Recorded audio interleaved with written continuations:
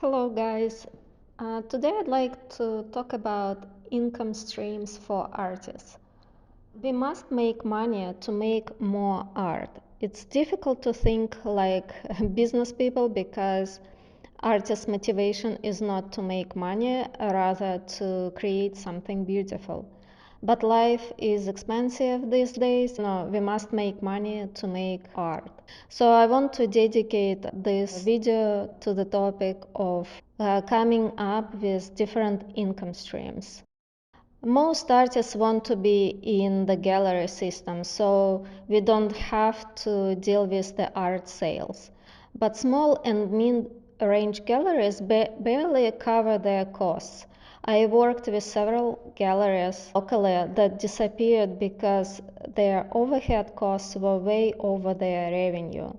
If you find a good commercial gallery, you must consider it as a partnership, not to undercut the owner if your approach to sell the represented art direct to your customer. You must think of it as a good friendship between you and the gallery and always promote yourself, but work with the gallery to sell your art.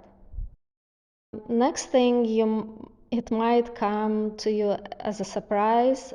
It took me a long time to understand, but art doesn't sell on its own when you start out. Don't wait to be discovered. You must have active presence both online and offline to sell your art directly.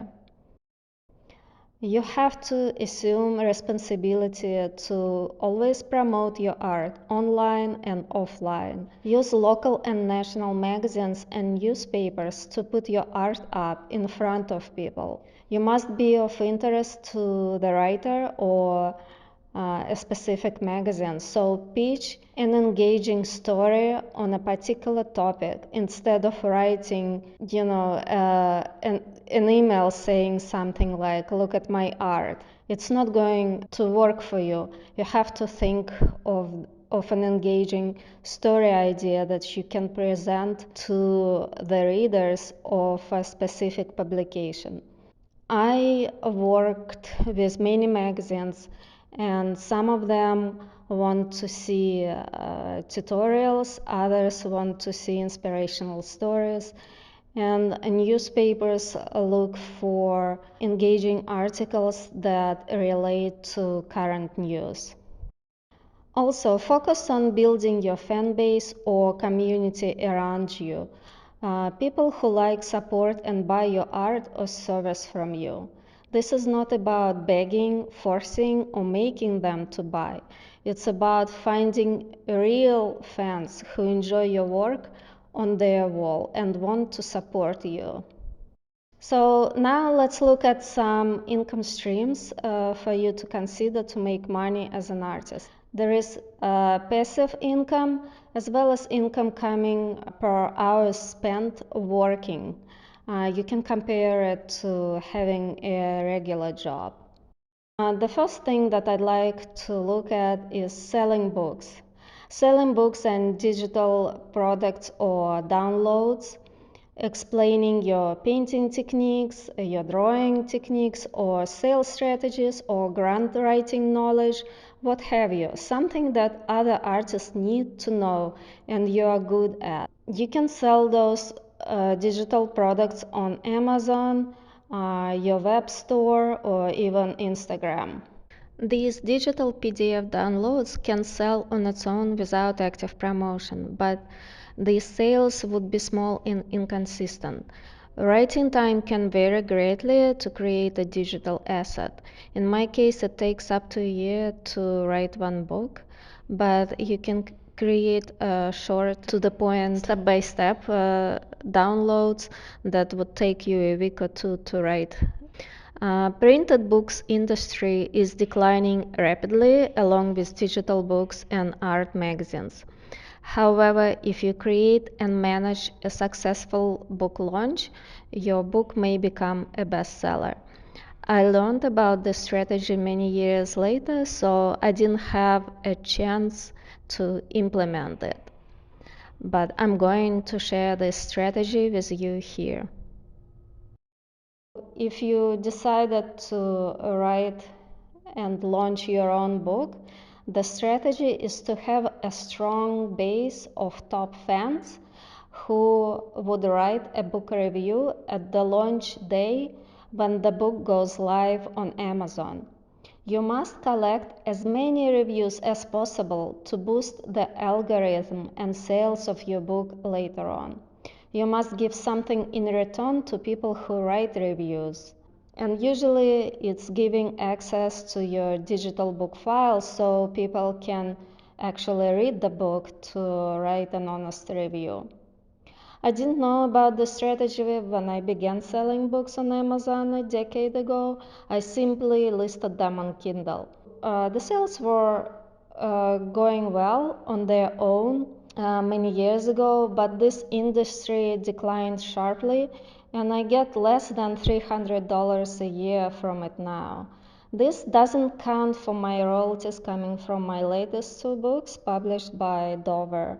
I'm paying in royalties direct from this company every 6 months. So if you decide to write a book, you must know that it's not gonna sell on its own. You have to promote it, you have to build a customer base, and you have to schedule a launch and reviews at the day of the launch of your book. Next, passive income strategy is to sell a course. It is a booming industry. I think the decline of book industry relates to the boom in this one. We have to look at the time spent creating a video course in comparison to the outcome. I spent insane amount of time creating my first comprehensive course in colored pencil drawing. I think I spent half a year or maybe even a year to record, edit, narrate, and put all lessons together. I probably overdid it because most courses are between 1 and 2 hours long, and I made 18 lessons of 1 hour classes. So it depends how much time you want to invest into your course design. I know that most creators create shorter courses that last about 1 or 2 hours. So you need to think of your goals and what you want to teach. Today we can pick from thousands of courses. So why does it happen? That happens because anyone can make a course. The quality of the course would vary greatly. Usually the reviews can spot strengths and weaknesses of the creator. Think what value you give to your customer, designing your course. If you're not sure what to teach, pay attention what people ask you about the most often, and consider making the course on this topic. As artists, we need to help each other out. So if you find this video valuable, please subscribe to my channel and like this video. A course won't sell on its own without marketing if you list it on your own platform. Some aggregate platforms like Skillshare, Udemy, Domestika already have traffic and spend their money advertising to bring more people in. So if you upload your course to these platforms, which is free, you don't have to pay for it, you'll get reasonable traffic to your course, which would vary monthly. These companies take a substantial percentage from sales. You are not paid as much as you deserve selling your course, but it's a very low barrier to entry. You can upload your course for free and keep it there and just let it run and collect payments at the end of the month. Another option is to upload your course to all these free platforms and get paid from all of them for one class. You can list your course with a full control over its price and sales using Teachable platform. but you must pay quite a lot in yearly fees to maintain your presence, and it varies between $350 and $3,000. So it's a lot of money to put up front to keep your course alive and functioning for your students. The price tag that you pay is regardless your sales or profit. If you don't make any sales, you just lose this money. Plus, Teachable takes a cut from every sale you make, and it depends, the percentage of that cut depends on your plan. You do have an option to start with a free plan listing a single course.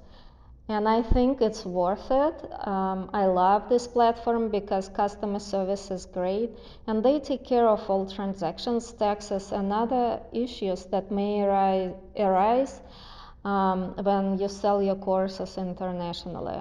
Alternative to Teachable is Sam's Card. Pricing starts at $50 per month, and I'm sure there are many more platforms available to do the same thing right now. The thing is, to sell your courses in volume, you must have some form of marketing in place or active following to promote it. Otherwise, your sales would be small and inconsistent. You'd be very lucky if you get lots of sales selling your course. A sales funnel should be in place to attract your customers to buy your courses. Next income stream is selling merchandise printed on demand. And you have to look at time spent to upload the files, to prepare the files. Also look how much traffic you are going to get to your merchandise. Again, a lot of it goes to your marketing effort, engagement, and your following on social platforms. Sales depend on traffic, and you have to do your keywords research, or you have to look at popular items that sell online, and kind of, tail your items to the popular ones. Your art needs to become more commercial in order to sell. So you have to research long tail keywords using Ubersuggest. You also need to understand what's popular and trending in your niche. And I use Google Trends to see what's popular. And you also can look at top products selling on Society6, Redbubble, Etsy, to figure out what you can offer. You can offer as a product that you can make it better. It's not enough to do your keyword research. You have to make a product that speaks to your customer base. You need to find something that people would love to buy. Price point matters selling merchandise, so you have to research your competition to see what they are doing and how they are pricing their work. You can also use Printful and connect it to your website, and so whenever you get order on your website, it goes to the company that does all the printing and shipping, and you don't have to deal with all of that. You just collect payments. But it takes a long time to set everything up, to prepare the files, to work on your marketing efforts, to drive traffic to your site, so people would be interested to buy your prints. So these are major passive income streams. Now let's look at venues where you can make money, but you have to exchange your hours to get paid. Before we do that, don't forget to subscribe to my channel, and if you like this video, please share it with your friends. Okay, the following strategies require your ability to communicate and connect with people, being charming and offering something of value to them. So let's look at these income streams. So what you can do, you can teach online, you can teach offline. You can give private lessons, you can organize workshops, group classes, cruise workshops, or organize a workshop in a beautiful vacation spot.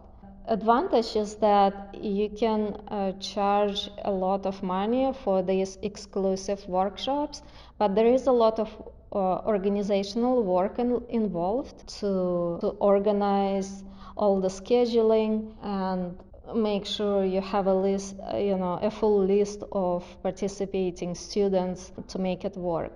When you teach privately, I think it's very lucrative if you can manage time, schedule, and students' progress.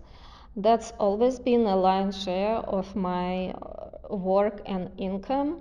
It was also the easiest for me. It depends on your personality. It might be easy for you, it might not be easy for you. So you decide. But teaching art online or offline is a really good way of learning how to teach art, giving value to students, and making money, making real good money, I'd say.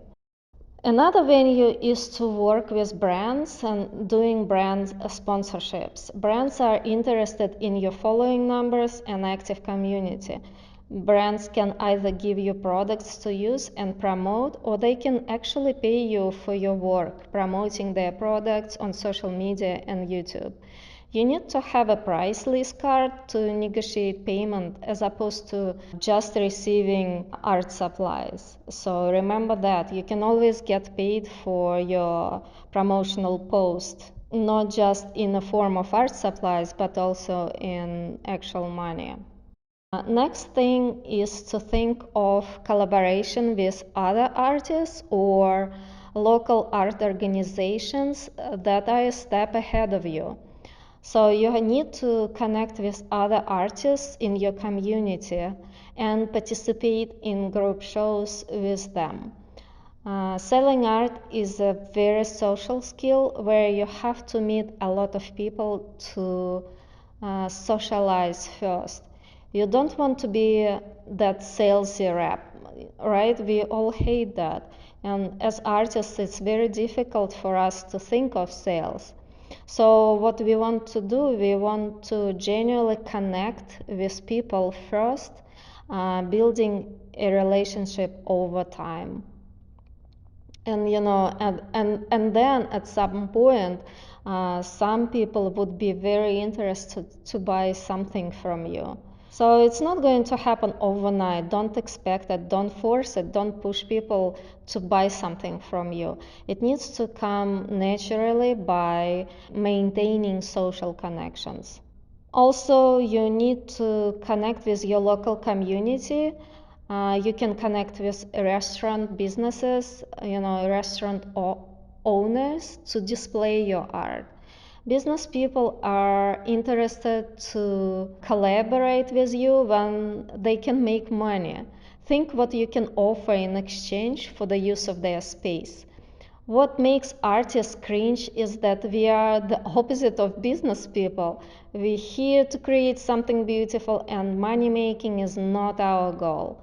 It's the purpose of every business person, however. So we need to find the middle ground in this adventure. So we need to offer something of value to business people to display our art in their venues, and it could be extra traffic to their businesses. It could be extra advertising. You need to be thoughtful about it. Also, it's not going to apply to all artists, but it can apply to abstract artists and some other artists to connect with local interior designers. For instance, I live in Naples, and interior designers love huge paintings of abstract art because it's easy for them to fill in the space of new construction built around town. You can also connect to spa owners. local museum people, connect with healthcare and insurance industry. It's a very big space where you can make connections and potentially sell your art.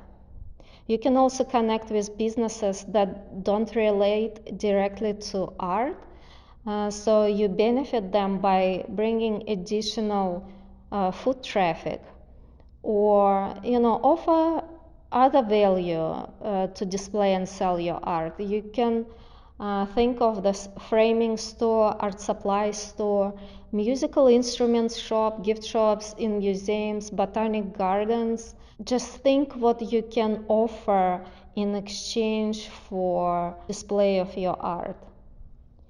Okay, another really good strategy in art sales is to basically buy a membership at an art museum, and not the regular membership, but you have to look at different membership levels and buy into something more exclusive where you can actually meet with the donors, trustees, or sponsors of the art museum. Just think about it, because those people who donate to art museums, they do visit the museums at some special events. And I think it's super important to get into those events and introduce yourself to those people. And again, it's not about sticking your painting into their faces, rather it's about meeting people and connecting with them genuinely, and then later on trying to maintain the relationship, invite them to a studio visit or to your future art show and so on, because it's going to build trust and friendship, and you want to do that. You don't want to be a salesperson. Connect with those people. Practice speaking eloquently about your art for their benefit. Just stand in front of a mirror and give a 1-minute elevator pitch talking about your art. It's boring when artists say something like, I paint in a representational style. What does it mean exactly? You want to say something that grabs attention. Like personally, I paint human connection to the universe in oil paintings and colored pencil drawings. So that's my 1-sentence pitch. Okay, also I want to mention very important things that you need to consider as your long-term approach to art sales. You must think of email list building, and so you have to ask for emails on Instagram, on Facebook. Whenever you meet people, you want to get their emails so you can communicate with those people later on. You also, as an artist, you're responsible for your publicity efforts. Think what you can pitch to your local magazines, national magazines, and even international magazines. Social media is important. I sell most of my art in direct messages. Whenever I paint or talk to people, I try to feel the connection, and I'm thinking of a service that I provide, as opposed to trying to get my painting sold. It's a very different mindset and attitude.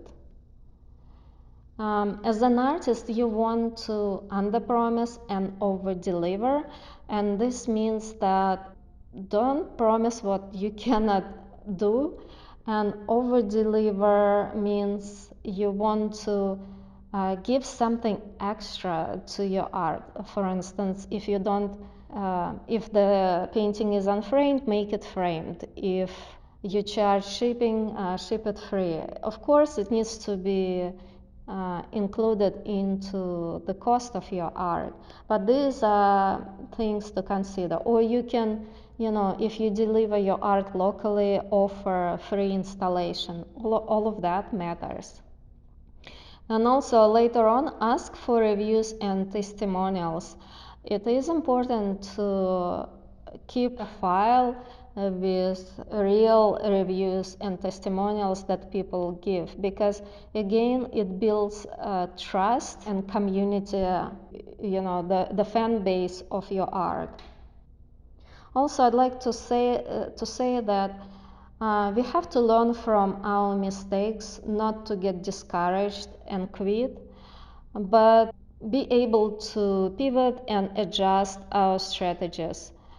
When we look at Netflix case, it's very clear once a disruptor and innovator, Netflix is not an innovator anymore, right? Because all other platforms copied its success. And now Netflix has to innovate once again. So life changes constantly, and we have to be able to adapt and change with it. We have to sell art, we have to adapt and be ready to change with the environment. Lastly, I'd like to say that you need to pick a strategy and I gave you several strategies in this video. Pick a strategy that's easy to implement in accordance with your personality at first. Work on this strategy for a while and then add another strategy to your action. You must take action on one, two, or three strategies to see the results. You need to implement them, and without taking action, it's just the information without its use. Please, if you need to listen to this video again, just do so. Figure out what strategies you are going to use.